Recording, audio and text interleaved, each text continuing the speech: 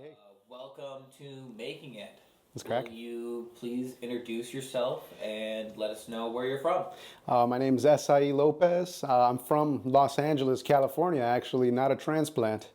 Officially from LA, born and raised. I'm a comedian. I do Twitch streaming. Super Lopez Bros is my alter ego. But other than that, I think I'm just like an entertainer more than anything. I like to entertain. Stand up comedy, though, is the game. That's really my goal. I want to be a great stand up comic, dude. That's really what I want to do. Perfect. How long have you been doing stand up? How long have you been streaming? Oh, man. And how long, but you missed one thing. How long have you been producing your other Oh show? yeah, okay. So Tell us actually, about that as yeah, well. yeah. So I do produce a show called the Radio Show Live with John Luna and Luke Binko, man, the voice, the roast battle guys at the Comedy Store, And I've been doing that for almost a year now. Same thing as comedy, almost officially a year. And so this is I think this month is actually my year anniversary of everything that I've been doing with stand up and the radio show. But streaming, I've been streaming for almost 9 years, 8 years now, 8 to 9 years. And that has been pretty cool because I get a $50 paycheck every month, which is fucking, hey, come on, ad revenue. Even if, For us, that's big. exactly, yeah. For That's people big that for create, us. that's huge, dude. Off of words, that's what I always like to say. If you can make money off of words, off of talking, like that's fucking awesome. And so I did it for 8, 9 years, and I only get like two, three people watching. But there was a point like during the pandemic and stuff where nobody was working where I was getting like 10, 15 viewers just like all the time. And it was fucking awesome. And now I see them, they all have grown up, they all have jobs, some of them have gotten married. It's insane. But time moves on, man. Time flies, man. Time fucking flies. And you gotta fucking just go with it and figure out what you gotta do, especially if you wanna be a, creator. I think when you create things, it's freaking, it's awesome, and you give it out to the world. It's preserved, forever, and I think that's really cool. All right. So you've been working in some way, shape, or form in the entertainment space for a while as a streamer, and then for about the past year, you've been doing stand-up comedy. How long have you been doing your show with the other comics? With the other comics, I'm gonna say it's freaking 8, 9 months, like a good baby, and that's going well. I've been producing for them.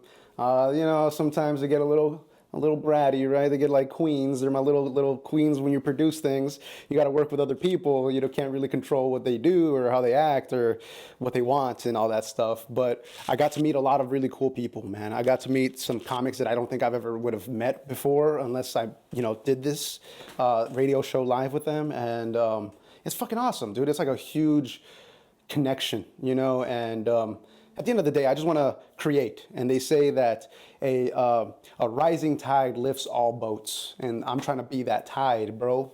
I'm trying to be that tide that goes up. Not Hurricane Milton, but just bringing up the tide for people to grow, dude, because it's tough. It's tough out here. So, for those that don't know the show, please explain the premise Oh of man. the radio show. Okay, so the radio show live is literally just your classic radio show. In a world where it's filled with podcasts and, just Back to the class. yeah, exactly. Going back to the classics and vlogs and all this. Opie and Anthony, that is the key. That's exactly what I've been going for. These guys are a little bit more corporate, right? Like they want to be, they want to, cater to the audience and not push the line a little bit. But I think if you push the envelope, it's fucking cooler. But not my show. At the end of the day, I'm just helping out. So I can't really push it on them. But I try. I try to get these guys to bring up some topics that are a little, racy right now. A little out there. A little out there, but Out there for us now. out there for us now, because I'm an old guy. I'm 28. I'm 28. So I'm so old, dude. I'm old, dude. I'm an old fart, man. They call me Unk. They say, oh, there goes Unk. Unk status or whatever. But at the end of the day, man, if you're not 21 to 18, you're old. Like you're old. If you're past that, you're old, man. Oh man, I guess I'm screwed then. Because I'm older than you. We all. Moving on like a little bit. So you've been doing stand up for about a year now. Yeah. In your most brutal way, can you describe to us where you are in the stand-up scene in LA? Oh man. Like, what's going on? I would like to say that I've made a name for myself. I do think, yeah, you know, when I go to places, I'm not going to say that I'm not known. You know, when I go to places, I shake hands with a majority of the people that are there, and I know a lot of the guys. What I'm having trouble with now is booking shows. You know, I've been doing the open mic circuit or the open mics all over LA, in East LA, freaking right here in Santa Monica, you know, all over the city, and it's just open mics, and you pay. You know, so it's kind of tough. It's a pay to play kind of thing, but you know everything's like that now. Fuck Fortnite. That's the reason why everything's like that. It's because of Fortnite. I think it's because of Fortnite ruined everything. But at the end of the day, you know you got to pay to play. And what I really want to do is shows now. That's my goal for this year, is to try and get booked on shows and do actual audiences. Because when you're doing comedy in front of comedians, you're not getting that many laughs. And if you do, they're kind of like, I think those are killer laughs in a real room. If you can make like just the regular comedian, you know, just chuckle out of their nose, exactly, and then that's a big laugh in a real audience. And so right now, I'm still a baby. I'm a beta. You know, I'm still starting. I'm a tadpole that just got its fins. You know, I'm just like a tadpole that just grew its little fins out. And so I want to now be able to swim with the big boys and try to grow. And it's gonna take time. I know it is. You know, a lot of guys take years. I just hope that it doesn't take me that long. So, will you expand upon what makes the open mic scene and stand-up so hard? Man, you know, it's not hard. It's more just like, I would say, connections. You know, you need to know the right guy. You need to know the booker. You gotta kind of play the schmoozing kind of game a little bit. Because I've seen some people that are on shows that I feel like, not to be arrogant or anything or egotistical, but I feel like I'm funnier sometimes. And I'm like, dude, how is this guy booked on the show when I know his jokes are trash? You know, I've seen them a few times, and they're not trash, but they're not as like good as I think I could do, you know? And then that's where I guess like the arrogance comes in. But I think you gotta be, right? In everything competitive, you gotta be a little bit arrogant. You gotta be a little bit full of yourself in order to be good at it. You know, come on, man. Michael Jackson thought he was the best, probably, right? Prince thought he was the best. So you gotta think you're the best. And it's just like rap. You know, I do rap on the side too, guys. I'm a rapper on the side. K with a PH and a money sign, Confucius. Check your boy out. But there is something with competitiveness and stand-up that helps. You know, if you're a competitive person and get into stand-up comedy, you could probably do a lot. I've always said the Comedy Store is like the Gladiators Coliseum, you know, because you go to all these open mics, and then when you go to a Comedy Store, Improv, or Laugh Factory, when you go to those mics there at those places, you see all the comics from all over the city congregate into one place, and it's like, damn, it's the fucking Spartans Coliseum, man. We're all in the under quarrel or whatever you call it, the underground training. You know, we're hitting dummies, and that's what open mics are. Open mics are just exercise. That's just the gym. Very much so. Boom. So your goal is to get on more shows. Shows. I want to get it in front of audience. You're currently in the open mic scene. You're running this radio show. You're streaming. Yeah. Have you also been on any shows yet? I have, and that's where I was like, oh, killing is easy. Like if you can go to a show I feel like the open mic laughs are like three times more laughs in an actual audience. Like if you can get a small chuckle out of the comedians, that's a huge laugh in a real audience. I did a show called Sabor y Sol, which is a Hispanic and Black show, of course, right? I'll be in that. But yeah, oh yeah. So cool. Shouts out to my guy. I can't be on that show. But you tell can. us about that show. You can. But it's my guy, Sergio Santana, I believe is his name. Sounds cool. Sounds a really cool name. You know, you gotta have a stage name. But shouts out to my boy Sergio. He runs the mic at the Pack Theater, Broadway theater, Friday nights. checking him out. But he put me onto the show because he liked my stand-up, and it was one of the coolest experiences I had. It was 10 minutes. And usually at open mics, you get 3, 5 minutes, you know, if you're lucky, right? Sometimes they'll put the mic on you, or somebody will say something and you're riffing for like a minute and a half and then you ruin your whole set. It's this thing. But it was the first experience that I had doing 10 minutes. And it was freaking awesome. It's the best. It was so cool. It was like I have the freedom to really say what I want to say. And it was really cool, man. And especially in front of a Black and Hispanic audience. It was my peoples, you know, it's my peoples. Black audiences are a lot of fun. Dude. A lot of fun. They're there to laugh, man. They're there to have a good time. They're a lot of fun, or they're pretty tough. You know, it's one or the other. It's one or the other. It's black and white. Yeah, no, it's hard. It's tough. It's the best night of your life or the worst. Exactly. And they'll let you know. Yeah. They'll let you know. But it was great. It was like one of the best Mike's experiences that I've ever had, because one little kind of one-liner that I had in my sets, in my open mic, you know, got some laughs. But when I did it on that stage, oh man, it was uproarious. That's the only word that I can give it to, is uproarious laughter. It was freaking insane. That was the first time I felt the walls shake. And then I was like, oh, this is it. I love stand-up. This is it.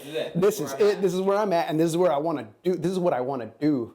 Sadly, you know, it kind of petered out a little bit. I think they had a little kind of thing with the owner of the venue or something, but that show is over, sadly, until further notice, right? They all shows come back, but they're working on it. They're trying to see what they can do.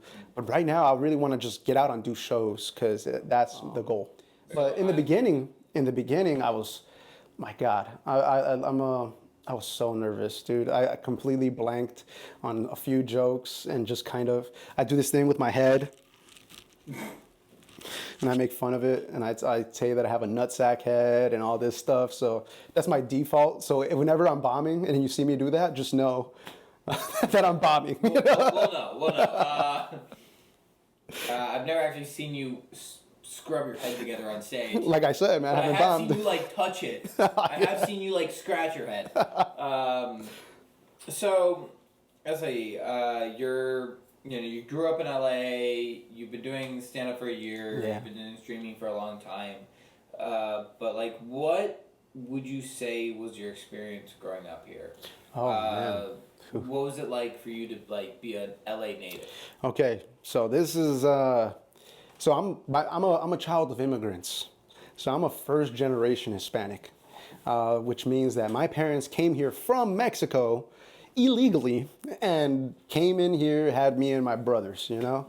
Mm-hmm. And dude, that itself is already a different experience. Because when you go to school, dude, super different. Yeah, dude, because I've met a lot of Hispanic kids in school that can't even speak Spanish, you know, because they're like second generation. Their parents were born here, and they already kind of are established, you know, like they have the financial backing. They have the opportunities that I never had, you know, like dude, my mom couldn't drive, so I never even went to Chuck E. Cheese, you know, I never went to Chuck E. Cheese. I was never able to go to these extracurricular activities because my parents couldn't afford it, you know, or they couldn't have the time in their schedule to take me to baseball classes, to take me to, you know, drama, cello, whatever, you know, it is. Do your parents expect your children to have that experience? I don't think I talked to my parents. I don't even think I'm gonna have children yet. You know, don't think you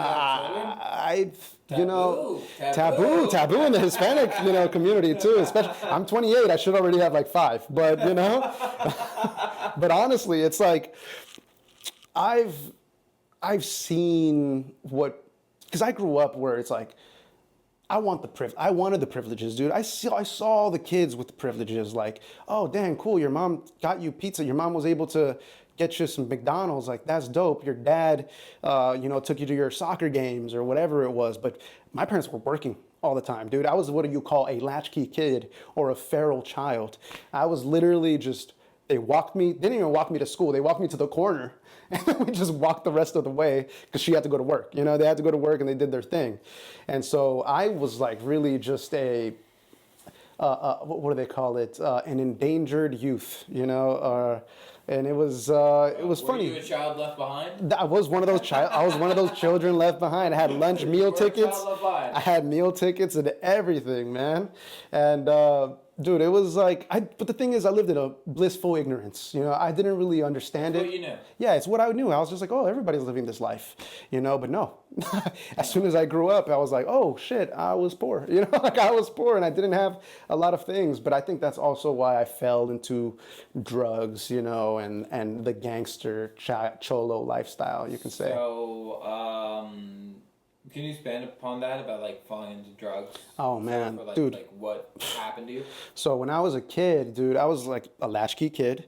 So I had no adult supervision whatsoever, dude. No adult supervision. So all I did was go outside and come back home when the lights were on. Once they turned on the street lights, my dad, he had this whistle. He had this dog whistle, man. He had this fucking dog whistle, and he'd blow it. And me and my brother would hear that shit. We were like conditioned, like Pavlovian fucking conditioning. Go home. Go home. It's time to go home. I hear the whistle. I hear the whistle. It's time to go home. So then I was kind of left unsupervised, and I was around a bad crowd, as they say.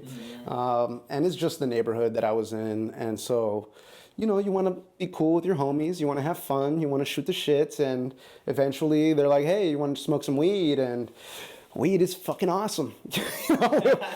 Weed is fucking awesome. And dude, I started smoking weed when I was like, I tried it when I was 9, and then when I was early. Yeah, super early. Out of a fucking, the pencils, the Ticonderoga pencils, that metal part with the eraser. Yeah. So they've ripped the fucking metal part, shoved it onto an apple, made 2 holes, and then they smoked out of it. And then I tried it. You guys are insane. Insane. Fucking crazy. Some MacGyver shit. But, that was when I was 9. I was like, oh, that's gross. No, I'm not going to do that again. And then 13 came around. I was like, hey, let me try this one more time. And it was a proper joint. It was a proper joint. And man, since then, I've been smoking weed since then. Do you have a healthy relationship with weed? Or Now I do. Now I do. Now I do. Did you ever have a time when it was like bad? Never like sucking dick for weed, but like Okay, come on. exactly. This is weed. It's not crack. Come on. You're right. Come on. But hey, man, sometimes you're fiending, right? But I mean, if you got into crack and you did that, like, just let us then know. yes. No, dude, I've always been kind of earthly. I've only partaken in the stuff that I believe if it comes from the ground, then it's okay. I don't really fuck with the man-made shit, cocaine, fentanyl, ecstasy, and all that. There was a moment where I did just for a little bit, but with weed, when I was a kid, man, I would smoke a blunt a day. You know this is going on the internet. Oh yeah. I have no shame, dude. I have no shame. For me, it's comedy or nothing, so I don't care. Yeah. Okay. So it's oh my goodness. So you got me off my track because you're amazing.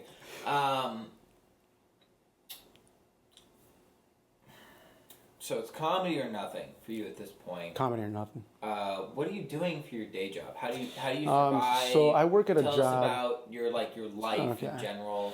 So and what your routines are. Now I work a 9 to 5.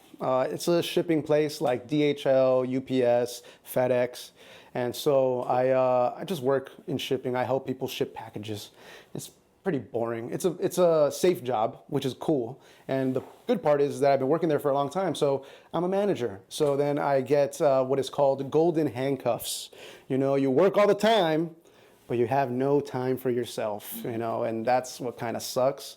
But at the same time, hey, I'm doing much better than I was before because I was a hooligan in the streets, man, before I started working and decided to become an honest man. Other than that, it's really just 9 to 5. Waking up early, opening, closing at 5:30, getting a shower, getting some exercise, getting some food, shower, do comedy. That's it. Comedy at nights, work during the day. Comedy at nights, work during the day. Streaming at nights, work during the day. So, I know you pretty well, and I would say you're outside of work, other than your relationships, you're very much a workaholic. You do a very good job of showing up to most shows. You do a really good job of showing up to most mics. So my next question for you is, since you've been in the scene for about a good year, what does making it look like to you? Like in a realistic way. Honestly, I think making it is being able to do what you want to do freely, without having somebody overbearing, on your back. Like if I can just have a residency, or not a residency, but like a regular show where I can make some money, doesn't have to be a lot, just enough to pay the bills, that's fucking great for me, dude. That's making it. If I can make money from this, from just talking, just blabbing, yapping. Oh man, dude, I am living it, dude. That's exactly what I want to do. Because what I do right now, I hate. Every customer that comes in, I'm like, yeah, all right, fuck, here, take this. God, fuck, I hate this job, Yeah, because you're doing shit that you don't want to do, and when you do something you don't want to do, it's hard. It's hard, man. It's soul sucking. It's like every day sucks. Every day sucks, dude. Every day freaking sucks. Right now, I'm in a good position, but even then, it's like I said, they're still handcuffs. They're golden, but they're still handcuffs, and that's not freedom, And if you can do stand up, I think, and you get paid for it, or entertainment in general, writing, whatever it is, producing shows. Would you say you're looking for enough to pay your rent? Just pay the rent, pay for food, and just be free. Days off. I have no day. My only days off are on Sunday now. But other than that, dude. Well, you work very hard. Yeah, man. Very hard. I'm trying to find a balance most of the time. Sadly, some things, go by the wayside. My health has been deteriorating. I've taken on a lot of drinking since stand-up comedy, which is, it's not a problem yet, but I know it could be a problem for a lot of people. But other than that, it is fucking awesome. Every time I go out and do stand-up, I get that dopamine, like that rush of yeah, I did something today. And I think that's also why I go out and eat late at night, and that's an issue too. Eating late at night, drinking.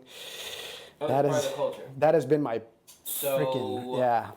I guess I really need to ask you, because you're very enthusiastic and you're very early on your journey in stand-up.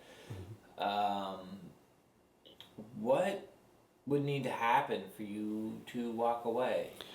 Is there any sort of idea in this world where you quit? Quit stand-up? Yeah. Oh. Or walk away? No. Is there a moment you need okay. else? If I'm doing another project, that's the only thing that would keep me away from stand-up, I think, honestly. I think if I'm working on something, then yes, okay. Something that I like, then I'll stop stand-up, but then it's not gonna stop. I'm trying to be like George Carlin in this bitch. I'm trying to die on the road. I'm trying to be like Bob Saget, man. Die on the fucking road, dude. That's where it's at, I think. And right now I'm just starting. So I haven't even traveled outside of Los Angeles much in my personal life.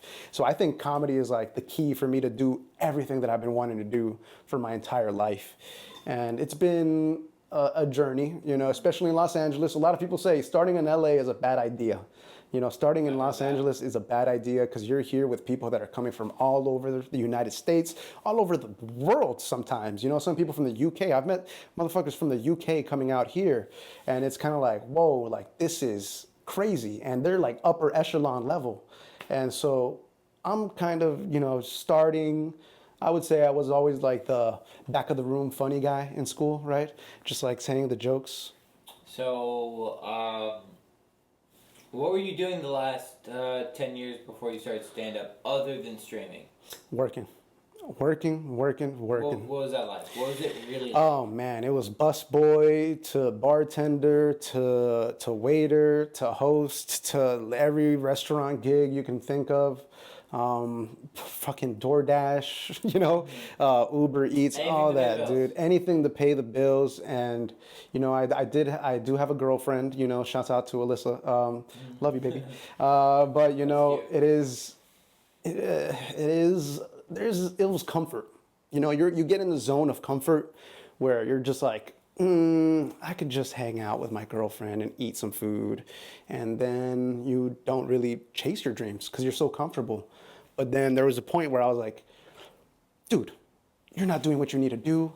You need to get on it. And because of the pandemic, I think I really like locked in. When everybody was working, when everybody got the days off, I was working, dude. I was what you call an essential worker. Shipping is an essential working job. So when everybody else was making money off of Bitcoin and getting the government checks, I was working like a fool, and risking my life, not getting hazard pay, not getting any of that, because I'm an essential worker. But then I really got into perspective. I was like, hey, man, the world could end, just like that. Like there could be a huge disease that could wipe things out. And it really put me like in a scared kind of space where I was like, shit, I haven't done shit with my life. All I've done was fucking live with my mom and have a girlfriend. Like that's not fucking achieving my dreams at all, So I really took it after that. And then again, I got comfortable, right?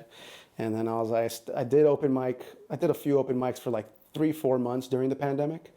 And then I was like, this might not be for me because it sucked.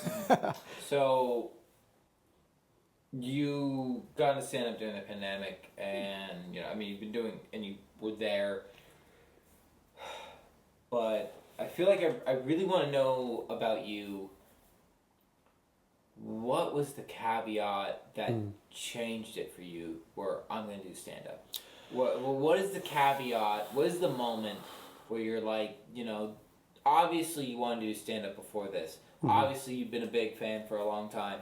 What was the moment that made you say, I want to do this and I really want to pursue this? And what is the background to that? West Side Comedy Theater. The West Side Comedy Theater. Really? West Side Comedy, yeah, man. Because I remember going out. I love that. Yeah, because I started working here in Santa Monica, and it was a new position. I became a manager, so you get more money, right? And you get some freedom. And so where I work at, it's like really close to the West Side Comedy Theater. So I'd go to the YMCA after work. I'll exercise, I'll shower, and then I'll go straight to the West Side Comedy Theater after that. And at first, I was being a little baby bitch boy, and I was just watching, and I was like, this is how it starts. This is cool. Yeah, exactly. I was like, this is cool. I'm gonna check it out. And I got to see you. I got to see a lot of the comics. You saw me earlier? Yeah, dude, I saw you.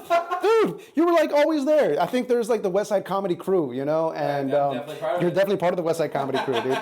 And so, Daniel Moquin, I remember when I finally got the fucking courage. I finally got the balls to do it. And I was like, you know what? I'm gonna sign up. I signed up.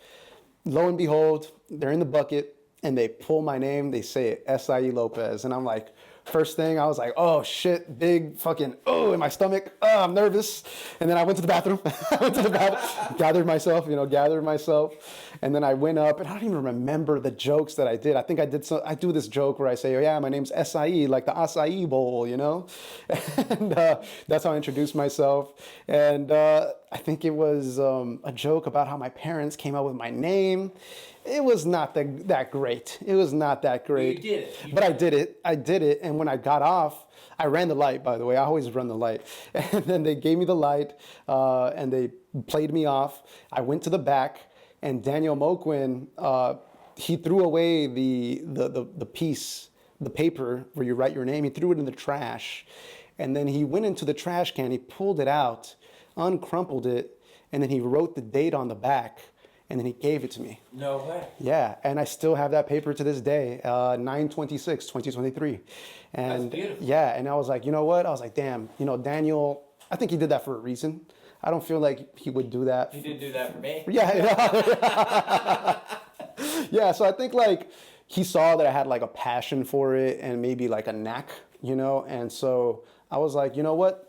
That's what lit my fire. And ever since then, I've been going every Tuesday night, every freaking night. I try to hit other mics. I think when I actually got into the comedy game, because during the pandemic, I don't count those open mics at all. It was just a test. But when I got with you guys, and you guys kind of like took me under their wing, and we're like, hey, try this, try that, or I like what you did here. And then I was like, oh, this is the tribe. This is stand-up. This is the community that I've been looking for. By the way, you guys are the funniest people right? Of course, stand-up comedians got to be the funniest. And I don't think I've ever met funny people like you guys, like any stand-up comic. Okay. Esai, I just really want to say thank you for coming here and doing the interview. Because, first of all, you are a really unique individual. And I just want to say thank you. No, thank you, dude. But also, I wanted to ask, is there anything you would like to say at the end of this interview? Oh. And then after you say what you want to say, if there's anything you want to plug, now's the time to plug it. You can do it, guys. Get out there. Anything is possible in this world. If you have the drive, the ambition to do it, you can do damn near anything, dude. I would never have thought of myself to be in this position. Come on, I'm on the Making It Official with Cameron Baldwin. Come on, man. So I would say just keep doing it. At the end of the day, things will find their place. Everybody's journey is different, right? And other than that, freaking thank you for even taking me into consideration for being on the Making It Official. And I hope that I'm the one that you look back on and be like, look at that motherfucker, he made it. You know. But as for plugs, hashtag Solo Dolo Podcast on Twitch, YouTube, Instagram, freaking TikTok on Monday nights, 9:30 p.m. and the radio show live usually on Wednesdays at 10 p.m. Shouts out to John Luna and Luke Binko. And then Thursday nights we do the Random Shit podcast. And you know, Confucius, you're gonna see some music coming soon too, man. And if you guys like this shirt, you know I'm a designer. I'm on my Kanye West shit right here. So this is called Time Flies. If you want to check the merch, man, you know we out here. All right. Thank you so much for doing the show. Thank you, man. I really appreciate you.